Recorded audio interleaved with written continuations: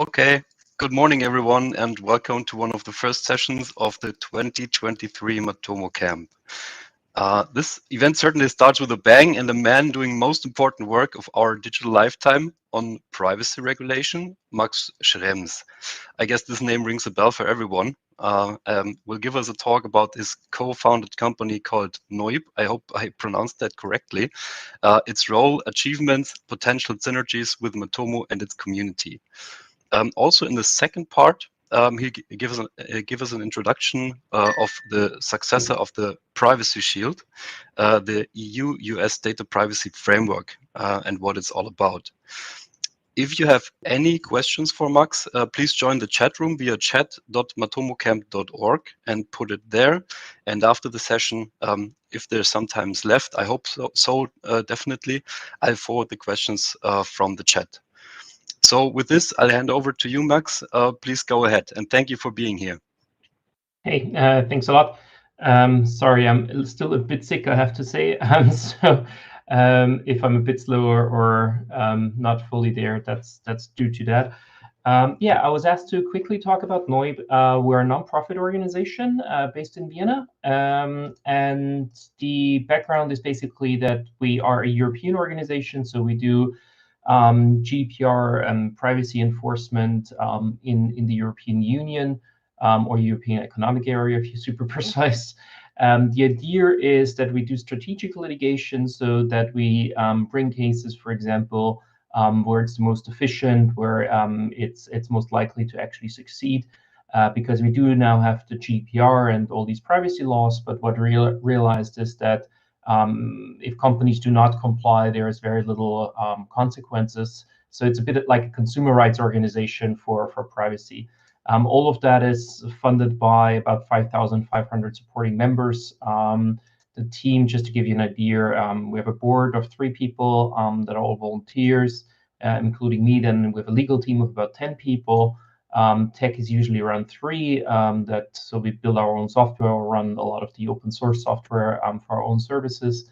A bit of PR, and then there's like admin, in the sense that that includes everybody down to cleaning personnel. So that's overall kind of the situation. So we're overall about 20 people that work on all of that.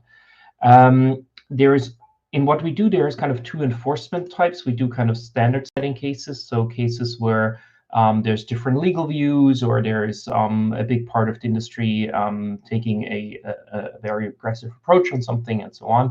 So there's these unclear legal situation, different decisions in different member states, novel issues that we need to get a decision on. So that's kind of cases where we usually invest a bit more time in, and typically the data transfer cases on whole countries like the US falls into that bucket.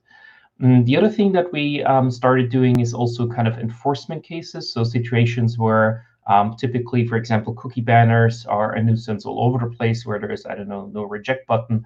And that is not overly complicated, but it's a very broad situation where there's tons of violations. So we have these enforcement cases where we have a clear legal situation and just a lack of compliance.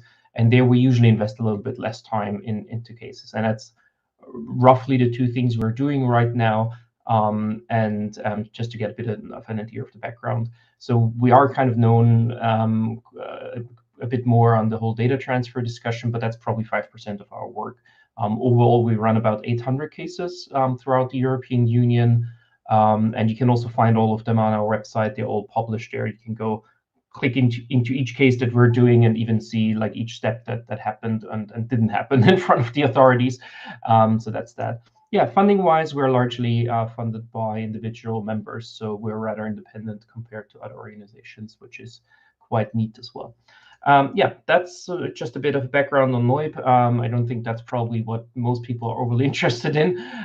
So I would just dive right into the whole data transfer discussion, which is definitely an area that had a lot of practical consequences and implications for many people in the space. So to start out with this, I would probably do a bit of a recap of what is the background of this whole data transfer discussion. The discussion is ongoing for more than 10 years, so there is a bit of a history to tell. I sometimes said, like, I'm going to be retired once all of that is decided and actually done and dusted. And the reason for that is that there's a lot of political back and forth and a lot of ignoring the courts and decisions that we see here. Yeah, so the background is it all kind of started with the US surveillance that was uncovered by Snowden. That's 10 years ago by now.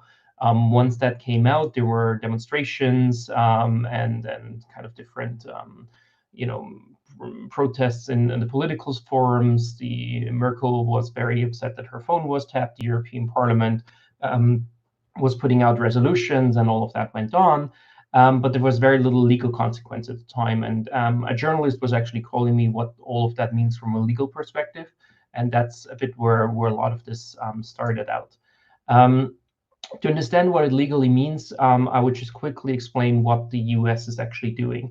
There is basically two types of surveillance that happen under the surveillance law in the US that we target. There's a couple of surveillance laws, but just on a very high level, the most important parts is that there is an upstream surveillance, which is basically the surveillance of the backbone of the internet. So they try to intercept data that flows across the American backbone or anywhere where they can actually get access to the backbone of the internet. That does not only have to be in the US.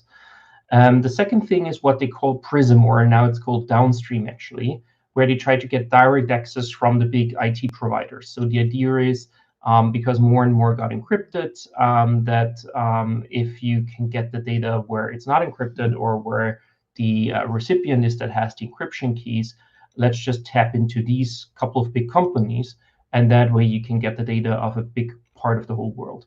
So what they're basically looking at, what they're basically doing is to say, instead of tapping billions of phones, why just not tap into Google and Apple and thereby have direct access to data of the phones of the world, which is fundamentally what the idea is of the PRISM or now downstream surveillance.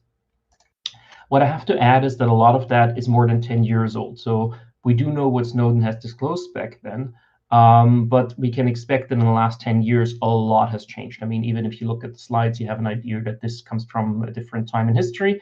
And we can expect that a lot more happens. There was actually recently a report by the US government that there is kind of novel approaches, and that's just about what they say.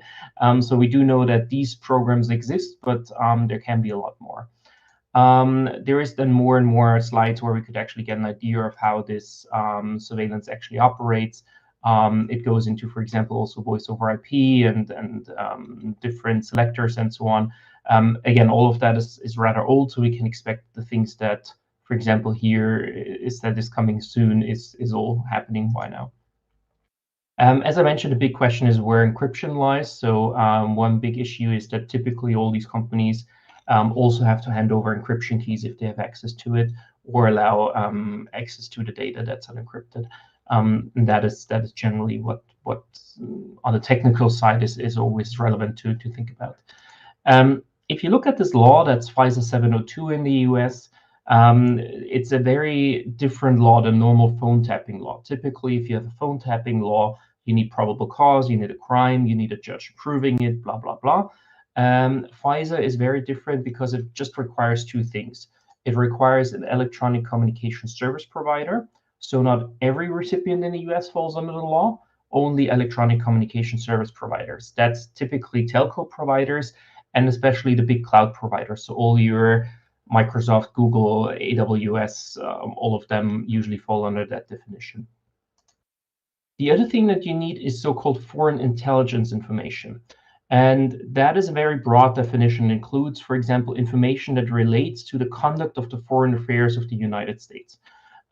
So bottom line is you don't need a crime, you don't need anything like that. You need just information that's interesting for the US.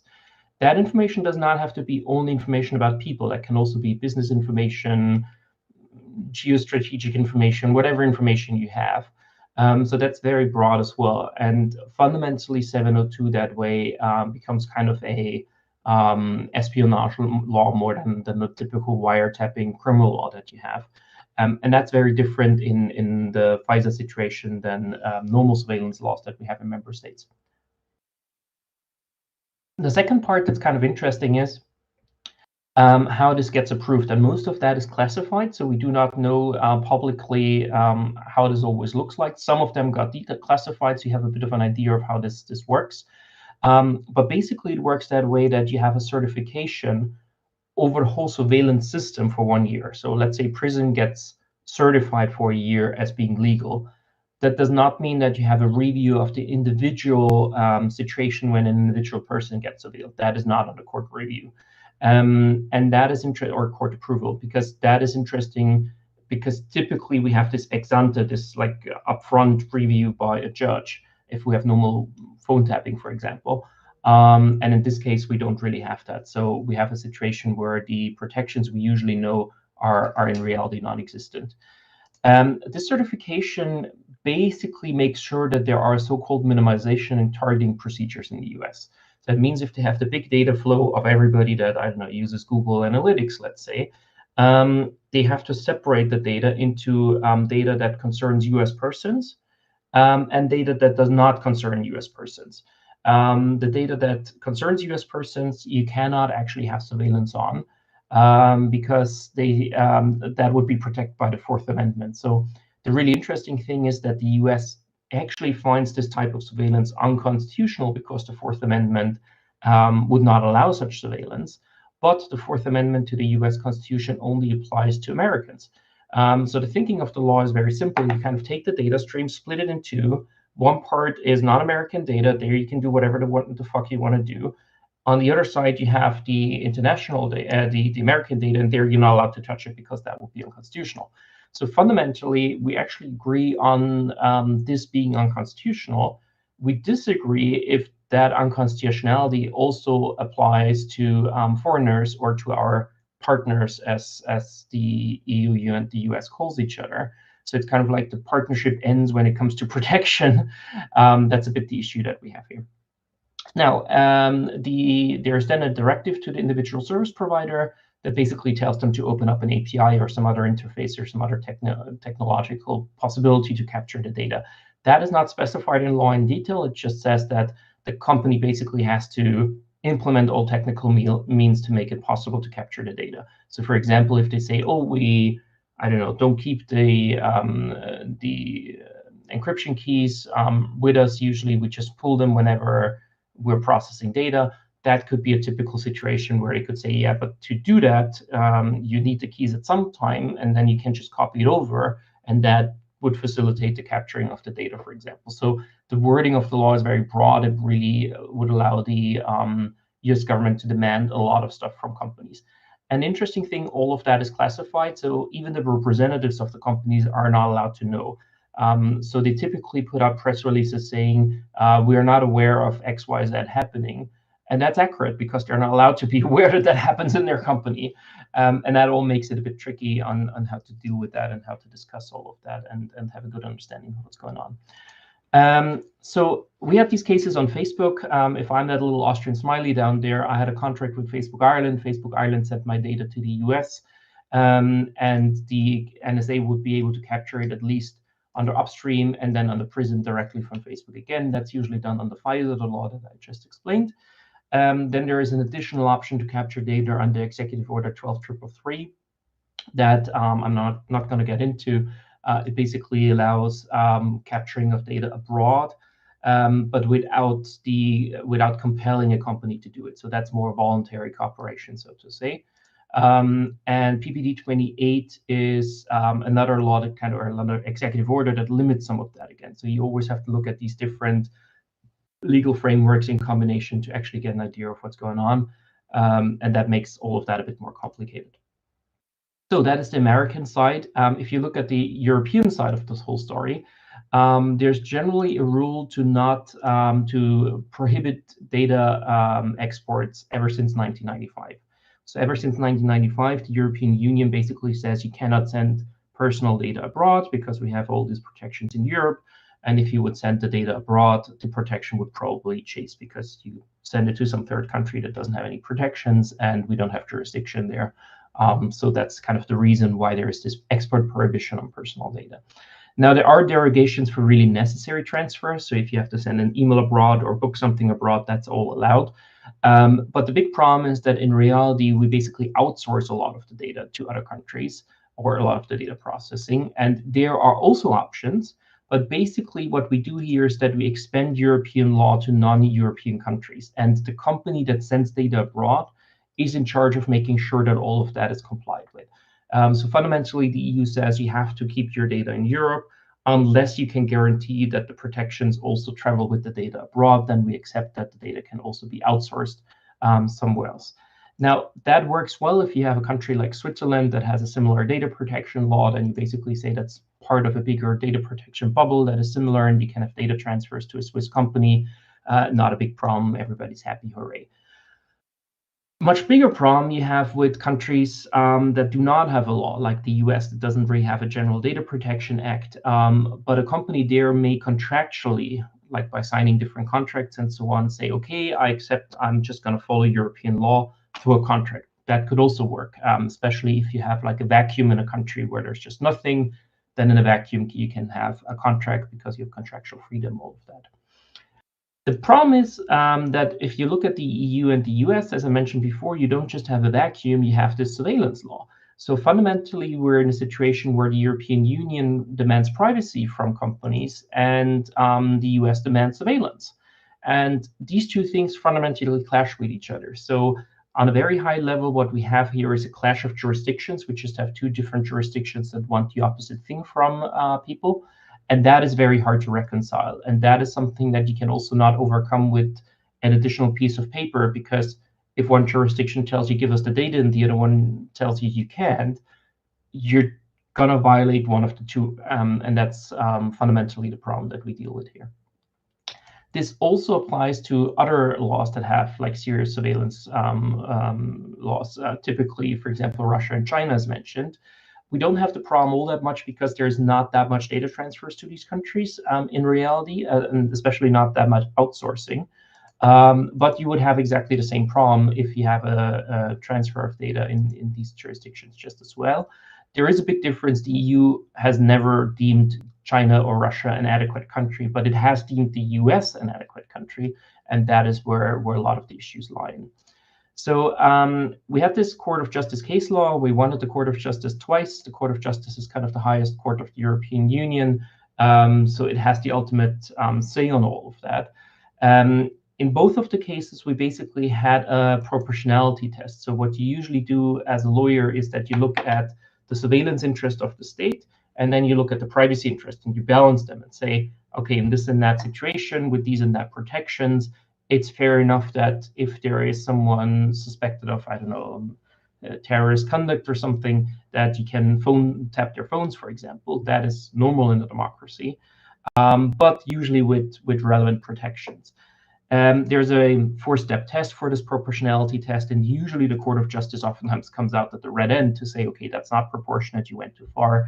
Typical example was data retention in the European Union, where the member states tried to just keep all the phone records of everybody just in case to maybe spy on people later. That was usually seen as not proportionate.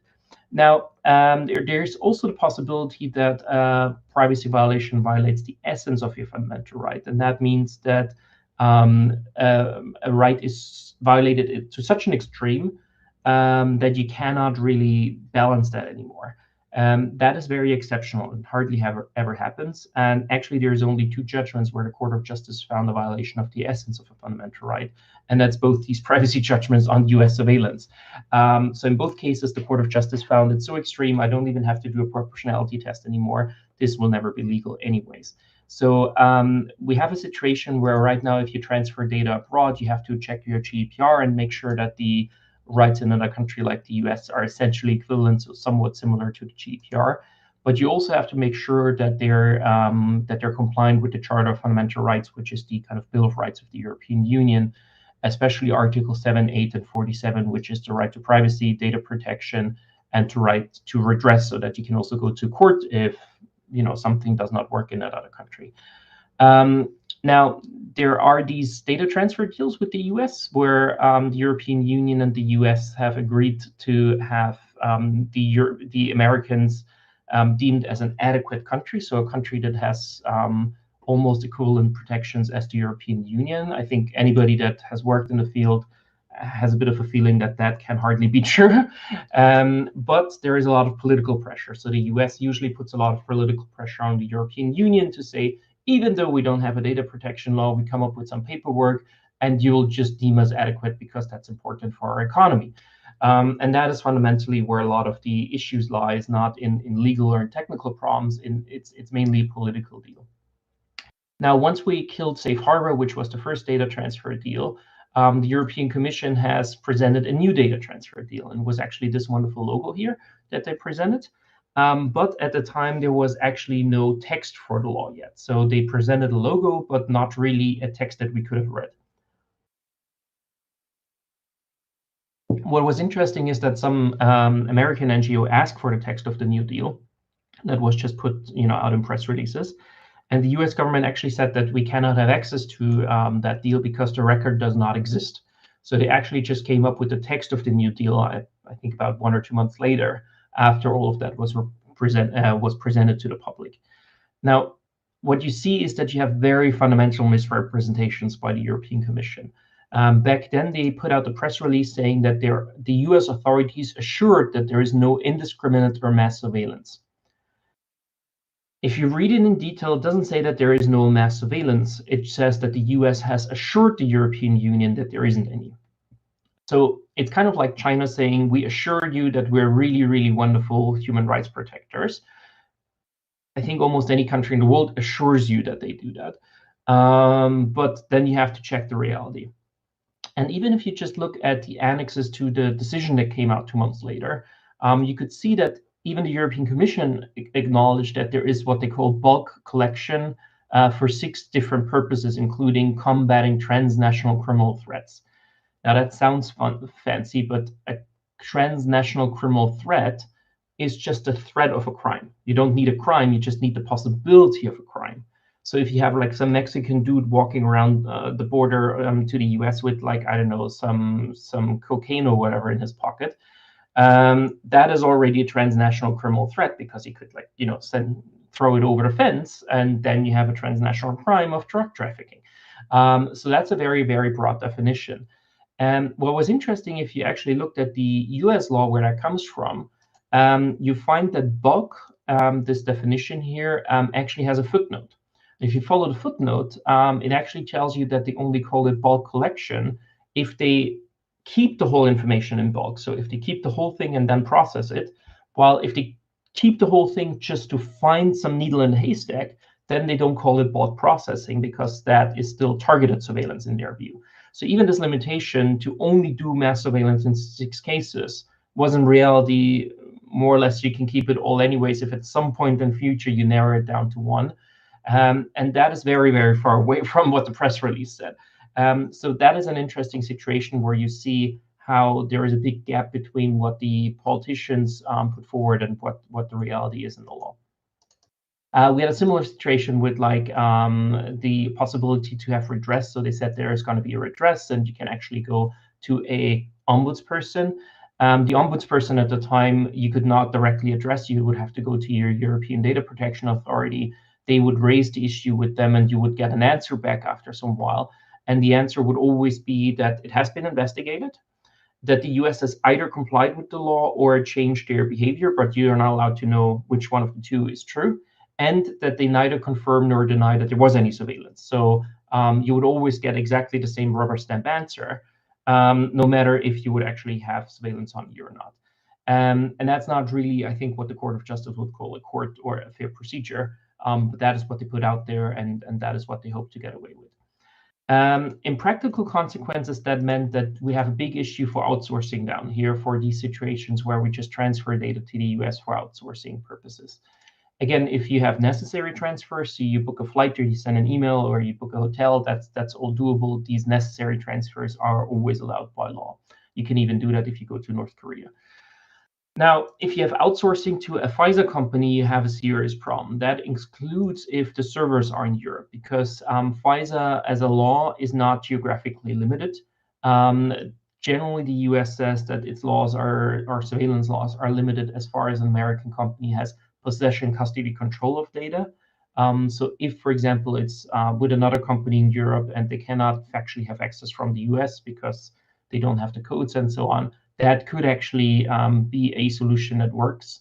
But in reality, that is a situation where most of the companies right now say, oh, we just have a server in Frankfurt, everything's fine. But in reality, there's still access from the US, and that would still fall under these surveillance laws. Now, you could also have a situation where you have a recipient in the US that is a normal company, so not a FISA electronic communication service provider.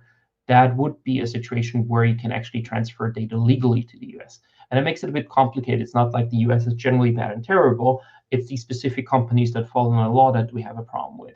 And that makes it also for the average user a bit more complex to understand when there is a problem, when there is no problem, and so on. So we brought as NOYB 101 complaints. We actually went after Google Analytics and Facebook Pixel because it was easy to track and easy to find. We looked for European top-level domains and the most visited websites and checked who is actually using them, and then ended up with 101 cases. So we already knew what the logo is going to be.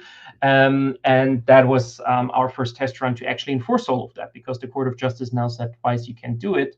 So we also wanted to have the data protection authorities that are in charge of actually making sure that companies comply with the law also actually follow these laws. When we actually brought these cases, the main arguments were, in summary, sorry, we removed it. So we had a lot of people removing their, Google tracking or Facebook tracking pixels. That was quite interesting. The other thing that they argued was so-called supplementary measures, so additional technical measures to make sure that the data is not going to the US or is not available to the US secret services. That pretty much went nowhere, and then there was a so-called risk-based approach. These arguments are still out there, and this is still what a lot of the big tech companies are relying on, especially Google does as well for most of its online tracking. So what are these? The supplementary measures is actually coming from our submissions at the Court of Justice. And we said there could be situations where there is a technical encryption, for example, if it's just transiting a country and goes somewhere else later, if there is a encrypted backup where the recipient of the data simply doesn't have the keys, any kind of like a zero knowledge situation. So where the American recipient simply does not have access to the data, and therefore it's fine, and there is not really a situation where there's any kind of surveillance. That is what we proposed, and what the Court of Justice accepted as well. What they came up with, however, was so-called contractual supplementary measures, which was never really discussed. And the idea was to just say, oh, we're just disclosing that we do that. We put some information sticker on it. We're just going to resist a little bit if the US government comes around. And all of that usually doesn't work because the law of a third country like the US usually prohibits all of that. So they say, we're going to tell you, or we're just going to disclose that we forward the data to the government, but actually under law, you're not allowed to do that. So this piece of paper is absolutely worth nothing. But obviously for the companies, that was easy because you just put 2 or 3 papers, you didn't change any of your practices, and hoped you could still sell your products in the European Union. And that worked because most of the people in charge in the European customers just didn't want to deal with it and were like, oh, there is some paper by Microsoft, I guess everything's fine. Let's just move on and let's just not implement anything. That these things are not doable is also now by the European Board of Data Protection Authorities, the EDPB, already brought up, and that's agreed on. We even have on our website a video of me, I think hours and hours, reading out the so-called supplementary measures of Facebook. It's just pages and pages of bullshit. Like any reasonable person that knows how technology works would just laugh at it. But the average lawyer is like, oh, there's 30 pages of supplementary measures, so I'm sure it's fine. And that is a bit the trick that they try to play here, is to just bullshit people with crazy stuff. The Google one is actually on our website as well, and there is even a line where they say that one of their supplementary measures is that they have a fence around their data center and a sign saying "Don't enter." And it's literally what they say is going to protect them from the NSA. And as you can see from that, it's just trying to come up with like crazy protections that are not really changing anything.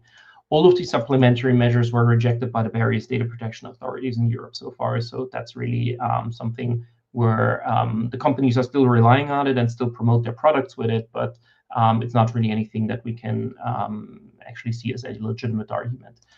The second thing that came up was mainly a lawyer argument.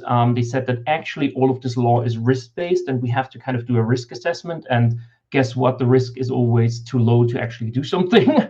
But even legally, that's bullshit, because the GDPR does have risk elements in certain parts of the articles, but not in one on data transfers. So what they largely say is that this is a general principle of the law. So they just said, because in one or two articles that's a thing, we're just going to make it a thing for the whole law, which is just, as a lawyer, crazy to argue. And then they basically say that should be applied to the whole situation. We also already have authorities that rejected that and courts that rejected that. So that's not really going anywhere. So for the time being, and especially also for countries that are not the US and where there's no adequacy right now, where many companies still rely on the so-called standard contractual clauses, these arguments are still around. And even for the US, the standard contractual clauses are still there. The only answer that ever really worked in litigation was to say, sorry, we removed it. There was the supplementary measure and a risk-based approach and all that kind of shit. Didn't really lead anywhere in litigation, and the companies were usually told to come up with a real solution.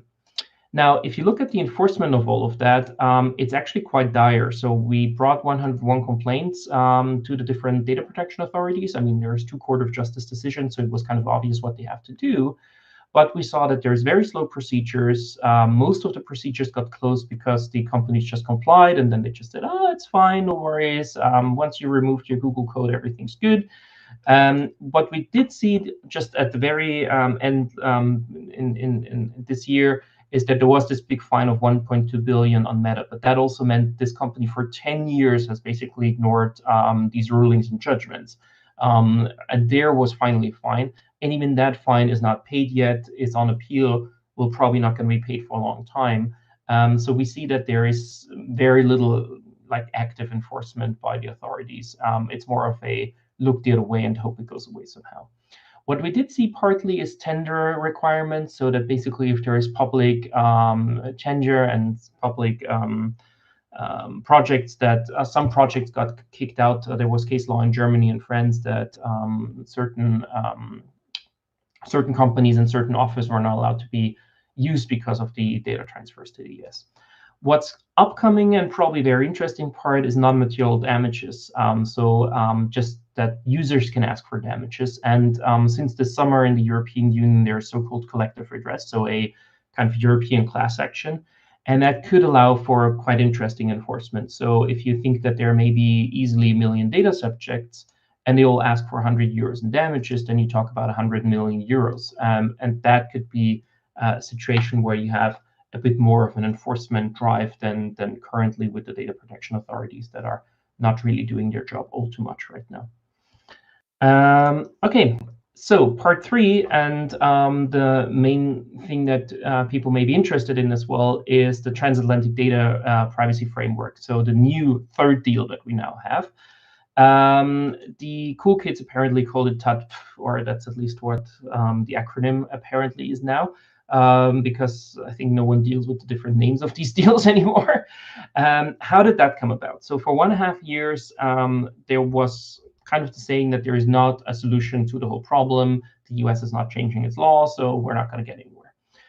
Then these 2 people got together for a coffee in Brussels and solved all the issues in an afternoon that everybody else couldn't solve. I guess that's the reason why they are presidents and everybody else is not.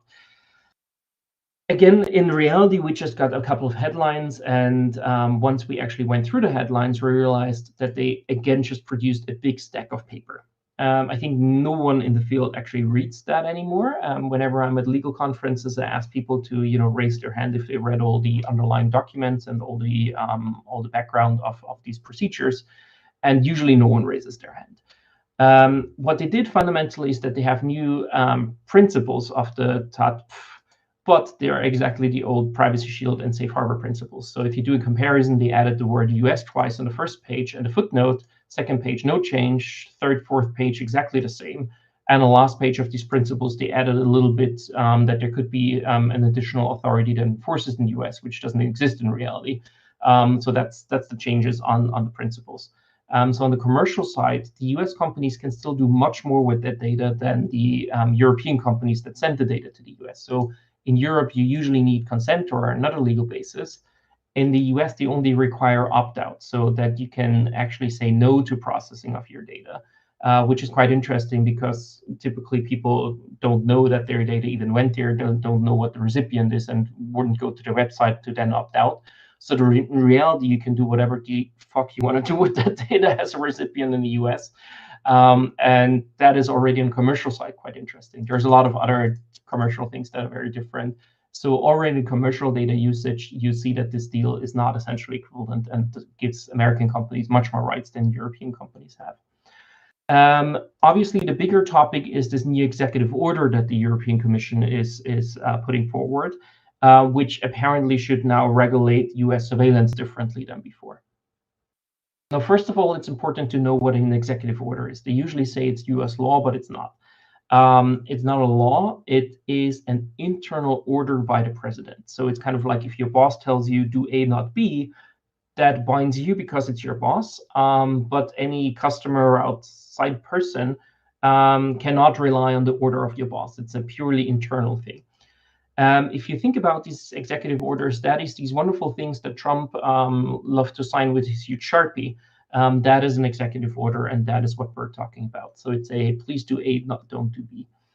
Now, what the Commission is not saying is there is this new executive order, that's true, but it's basically a recast of the old PPD 28. So it's not a new executive order. It's not like these protections that are in there haven't existed before. They're largely copied over from PPD 28. They're reworded, rearranged in a different order, but that is fundamentally the same stuff.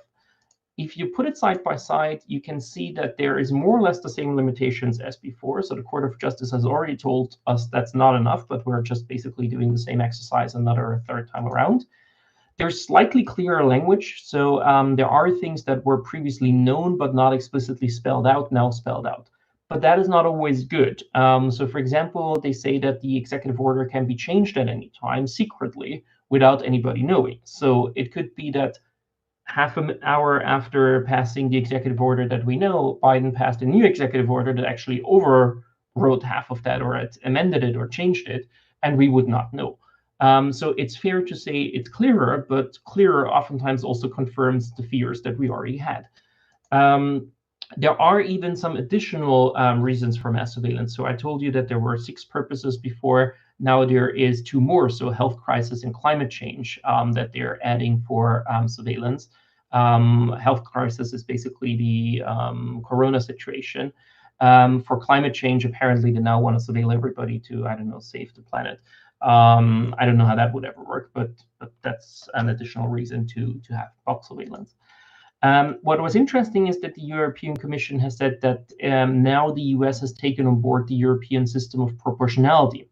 And that would be really groundbreaking because we know that this surveillance is not proportionate. So if they would follow that principles of the Court of Justice, that would mean that they would have to shut down the whole surveillance system. Now, they also said they don't do that. So we have a situation right now where we know that PRISM and FISA is a violation of the essence of your fundamental rights. And at the same time, the US says they're doing this, and they're still proportionate. So they're somewhere in the green area here. And these things cannot be true at the same time.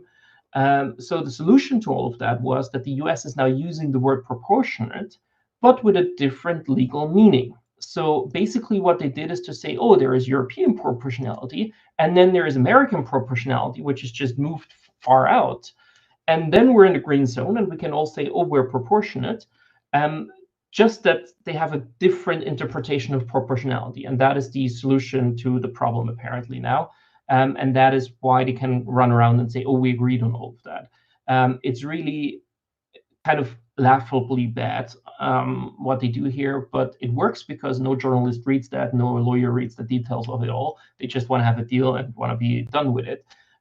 We unfortunately are the people that actually read that stuff. And there you can see what the problem is here. Now, they also said that the ombudsperson is not enough. The Court of Justice basically said you need more than that. So they replaced the ombudsperson with a CLPO.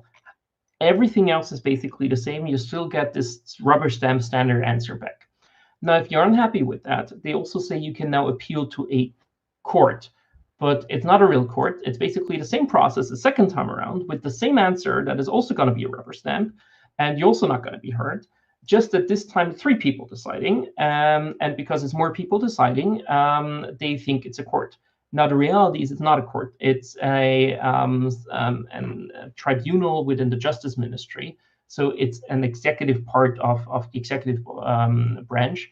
They say it's independent for the purposes of doing the specific job, but it's not what you understand as a court.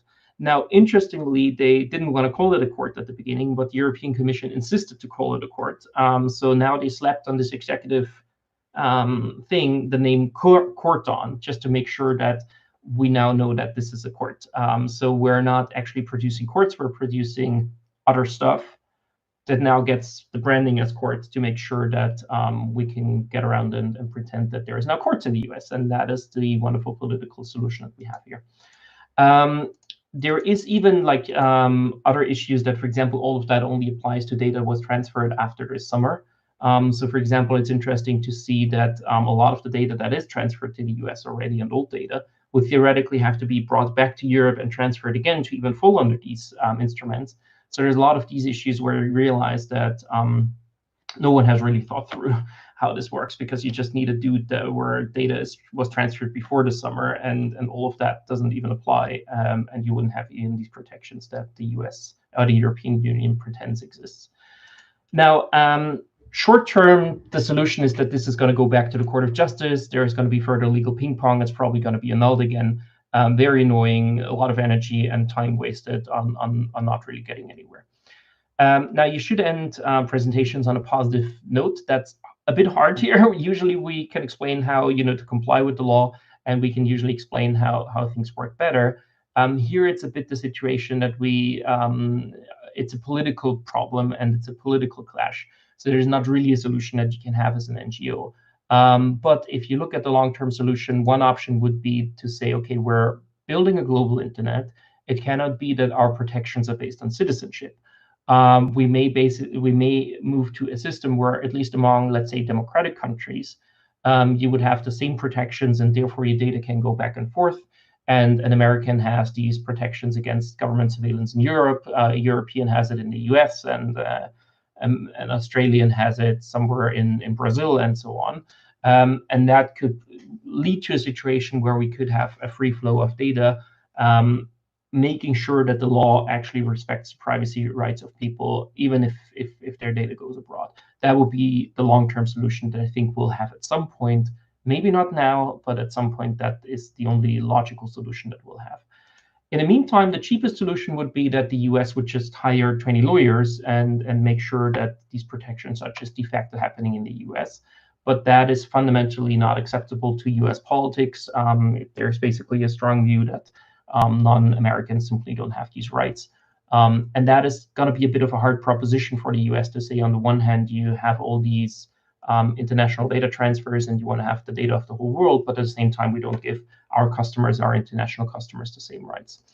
In the meantime, I think what we'll see is more segregation, that we basically have EU entities or EU subsidiaries that will hold the data to make sure that there's no access from the US and no possession, custody, or control. Very end, we also have to think about all the non-democratic countries. So we'll have, if you look at the democracy index of the world, we will have a certain bunch of countries where we'll simply have to make sure that our data is not outsourced to, because there's no realistic perspective of actually solving this issue here. So that is a part that we also have to watch there. So thanks. I hope that was all useful for you guys. And thanks a lot for also the invitation here. Yes, thank you very much, Max, for giving us some insights and your valuable expertise on that topic. This, definitely contains some stand-up comedic tendencies here. Sometimes, if you do a deep dive and you see really certainly some influence and political pressure and what are the boundaries of everything, that's sometimes really, really crazy. We have a lot of questions. I will try to aggregate some of those, and because we just have a few minutes left, but I think from Ronan, he's asking, you talked about it briefly about the 101 cases you mentioned, but he's asking if you're finding the cases on your own, or is it people coming to you to open cases for them? So we largely find cases for our own. It's usually a bit of a mix. So oftentimes people raise something with us, but to bring a case well, you also need to have all the evidence and have to have, for example, all the data transfers captured and all the, all the evidence that we need. Because once you go into a procedure, they say, oh, you couldn't even prove you were in front of a computer. You couldn't even prove that blah, blah, blah, blah. So in reality, we then kind of do a separate case where we reinstate what someone else has already brought up to us.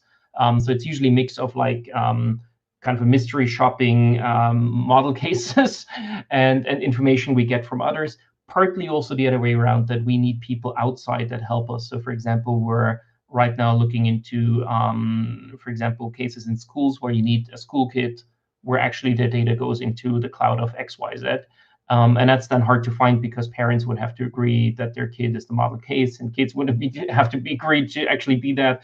So there we're oftentimes in desperate need of external people to represent. So it's always a bit of a case by case strategy. All right, thank you.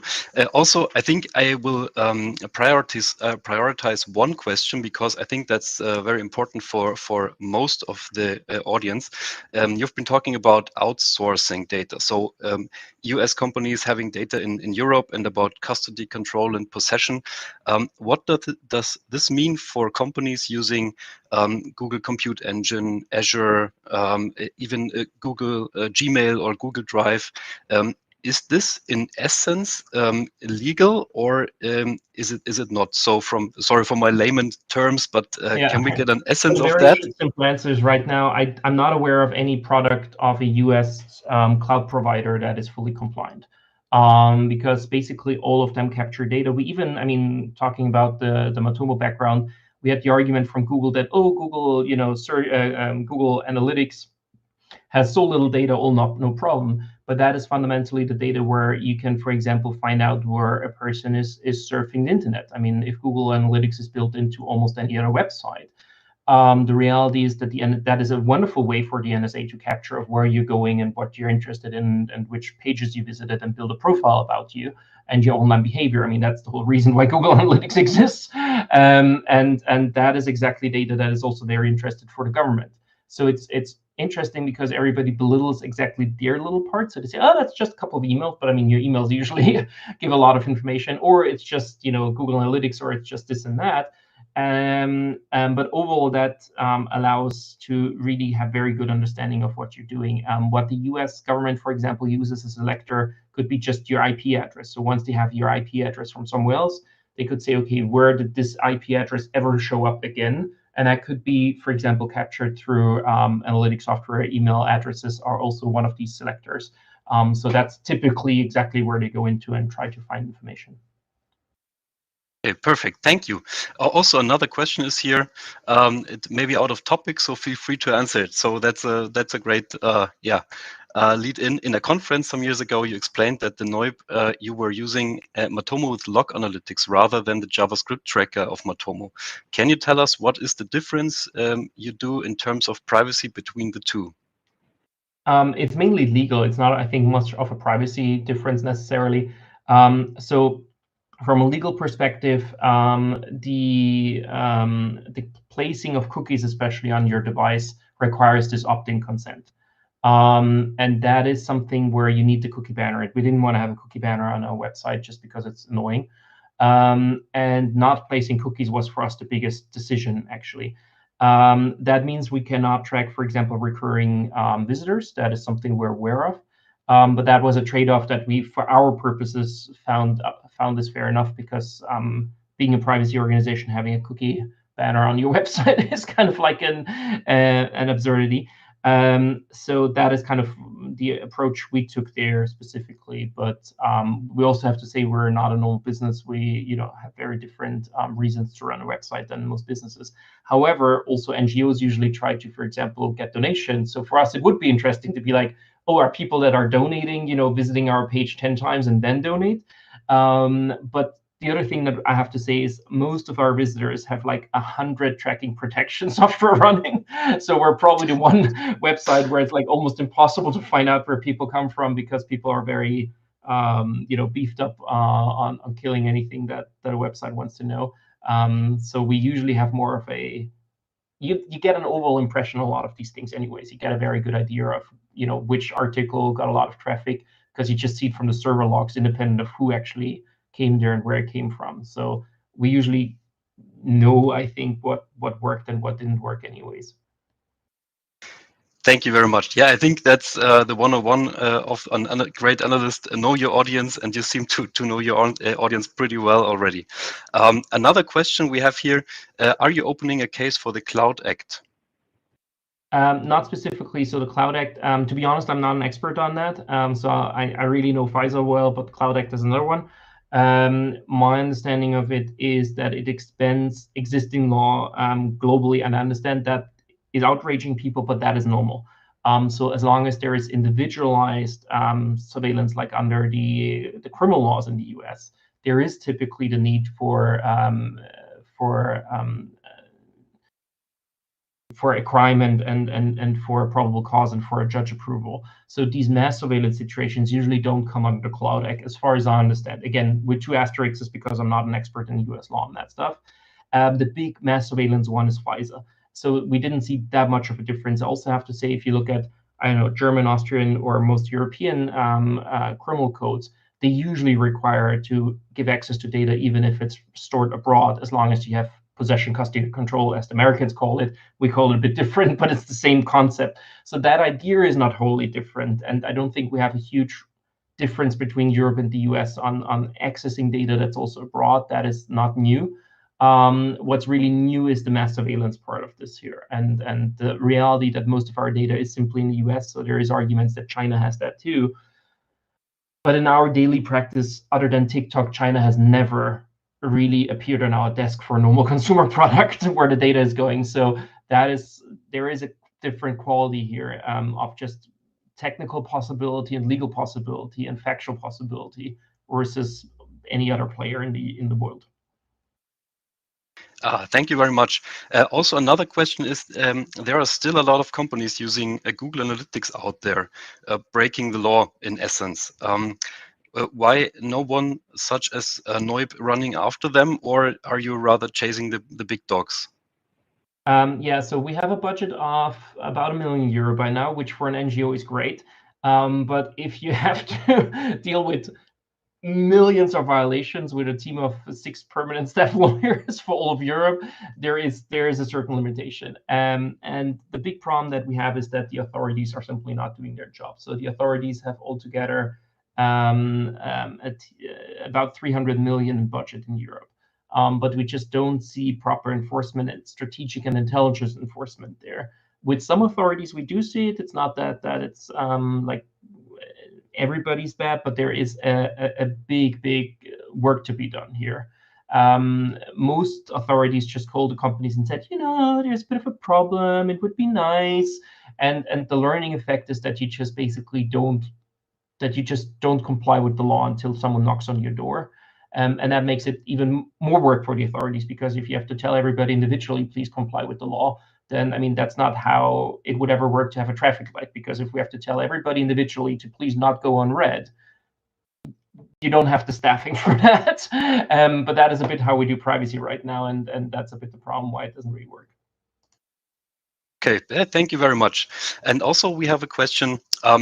I think that's connected to something you said in the beginning, when you were talking about splitting the data streams from Europe to the US and storing data from the EU citizens or all abroad citizens and the US citizens, because these are protected by the Fourth Amendment.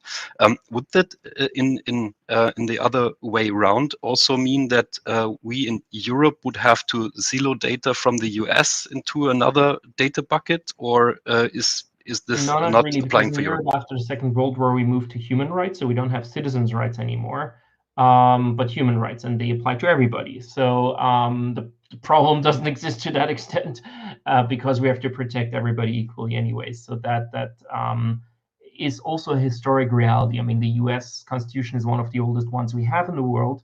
That also means that it follows a lot of very, very ancient systems. They were very, novel at the time and great at the time, but they are also 200 years old plus. So we do have that issue in Europe right now, that it's human rights. So even if you're I don't know, a North Korean agent, you still have your human rights. They may be very limited in these situations, but they at the core still exist. So yeah. Great. Thank you very much for answering that the questions, Max. I think we have to come to an end. Thank you very much for being here and letting us profit from your valuable expertise on all that topics. And I hope we will meet again, and we will certainly invite you for the next MatomoCamp at the latest. And so everyone have a great day. Thank you everyone for being here. And Max, have a great day.